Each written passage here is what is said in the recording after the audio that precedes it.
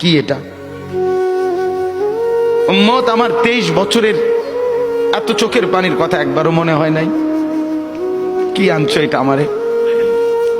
উম্মত তুমি জানো না আমি যে তায়েফের পাথরের আঘাতে পুরা পিঠ চালনির মতো জাজরা বানায় ফেলছে আমার? শোনো নাই তুমি? আমারে যে উহুদের ময়দানে দান দান শহীদ করে রক্তাক্ত করছে, তুমি শোনো নাই? আমি যে 14 দিন পেটে ক্ষুধার তাড়নায় পাথর বাঁধছিলাম, উম্মত তোমার মনে নাই? একবারও শোনো নাই আমার ক্ষুধার কষ্ট, আমার পিঠের ব্যথা, আমার দাঁতের ব্যথা, আমার কাঁধে 2টা কড়া ঢুকে গেছে উম্মত। আমার ঘরে 3 মাস আল্লাহর নবীর স্ত্রী আয়েশা বলছে, আল্লাহর কসম উম্মত, নবীর স্ত্রী বলছে 3 মাস 3টা চাঁদ উঠছে ডুবছে, রাইনা হেলালান সুম্মা হেলালান সুম্মা হেলালান, 3 চাঁদ 3 মাসে নবীর 9 জন বিবির কারো ঘরে আম্মা জান আয়েশা বলে 1 ফোঁটা চুলায় আগুন জ্বলে নাই। মা আওকাদাত ফি আবিয়াতে রাসূলিল্লাহ নারুন, নবীর একজন বিবির ঘরেও আগুন জ্বলে নাই। আল্লাহ নবীর স্ত্রী আয়েশা একদিন বলছিলেন নবীকে পিঠে হাত বুলাইয়া, ইয়া রাসূলুল্লাহ, স্বামী আপনার পিঠ ছিদ্র ছিদ্র কেন? পুরা পিঠ চালনির মতো ছিদ্র ছিদ্র কেন? আপনার কি ছোটবেলায় বসন্ত রোগ হয়েছিল, গোটা হয়েছিল? আল্লাহর নবী চোখের পানি ফেলে বলছে, আয়েশা তুমি জানো না আমার এই পবিত্র দেহে তো কোনোদিন মশাও বসে না, মাছিও বসে না, পোকা বসবে কেমনে? আমার পবিত্র দেহে তো হাঁটলে মেশকের গ্রান বের হয়, আমার পেশাব পায়খানাও তো কোনোদিন জমিনের উপরে 1 সেকেন্ড থাকে না, মাটি ফাঁক করে ভেতরে নিয়ে যায়, সেই আমার গায়ে গোটা হবে কেন? আয়েশা এগুলো আমার তায়েফের পাথরের আঘাতের রক্তের দাগ।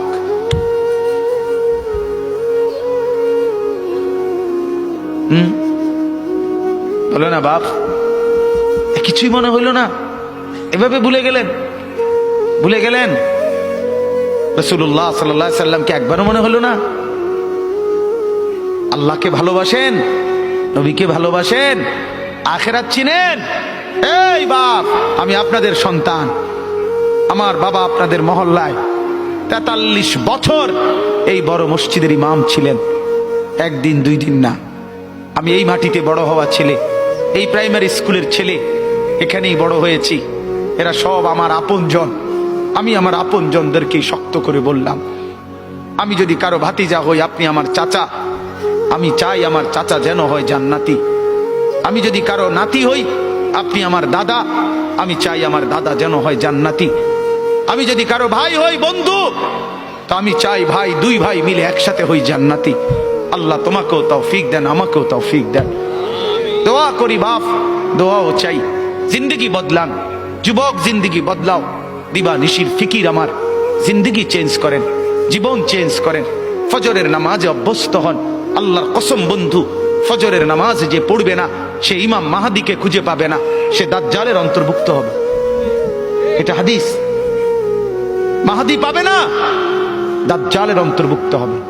এই সমস্ত মাথার সেলুন কাটিং চুল যেগুলো উঁচা, সামনে বড় বড় চুল, এদিকে চুল নাই এদিকে চুল নাই, সব দাজ্জালের চুল। বিশ্বাস করো, একেবারে পরিষ্কার হাদিস, মুসলিম শরীফের হাদিস। আল্লাহর নবী বলছে দাজ্জাল হবে শাবুন কাতাতুন, দাজ্জাল হবে যুবক, আর দাজ্জালের চুল হবে এলোমেলো। এই জন্য দুশ্মন এটাকে জনপ্রিয় করে দিছে।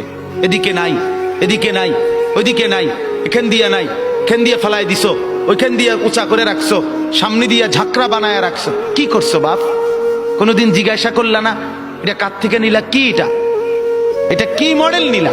সেলুন থেকে বুঝি মানুষে মডেল নেয়, নাফিদ বুঝি ডিজাইনার হয়? হ্যাঁ, এটা বুঝি একটা রুচি হলো? হ্যাঁ,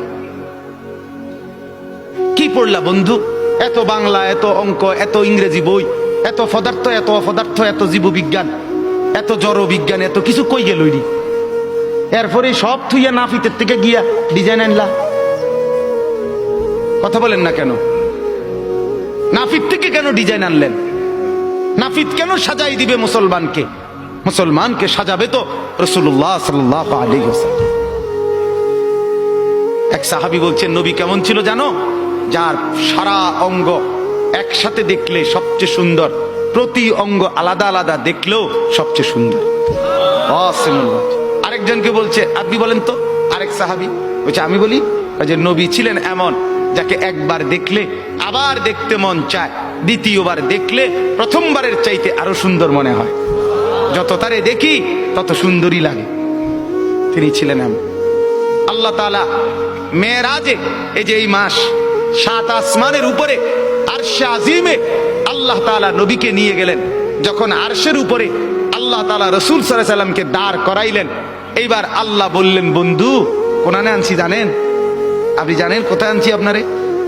কাজে আপনি যখন ছোটবেলায় জন্ম নিছেন, ছোট্টবেলায় ফেরেশতাদেরকে বলছিলাম, ফেরেশতারা আমার বন্ধুকে কোলে নাও, নিয়া আমার সৃষ্টির পূর্ব থেকে পশ্চিম পুরা দিগন্ত ঘুরাও, আমার গোটা সৃষ্টিকে বলো যে তারা যেন দেখে বন্ধু আমি কেমন বানাইলাম।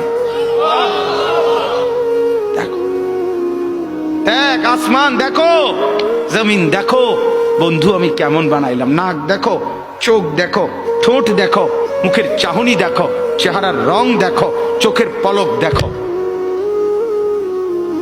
এরপরে আল্লাহ 7 আসমানে আরশে আজিমে নিয়ে এইবার আল্লাহ বললেন, বন্ধু সেদিন ছোট্টবেলায় কোলে আপনারে সবাই দেখছে, এবার সব কিছুর উপরে আইনা, উপরে শুধু আমি আল্লাহ, তার নিচেই আপনি, এবার আপনি দেখেন গোটা সৃষ্টি আমি কেমন বানাইলাম।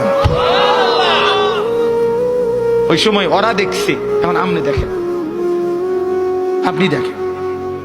সুবহানাল্লাহ, এত বড় মর্যাদা সম্পন্ন রাসূল, তাকে ছেড়ে দিলেন, তাকে ত্যাগ করলেন।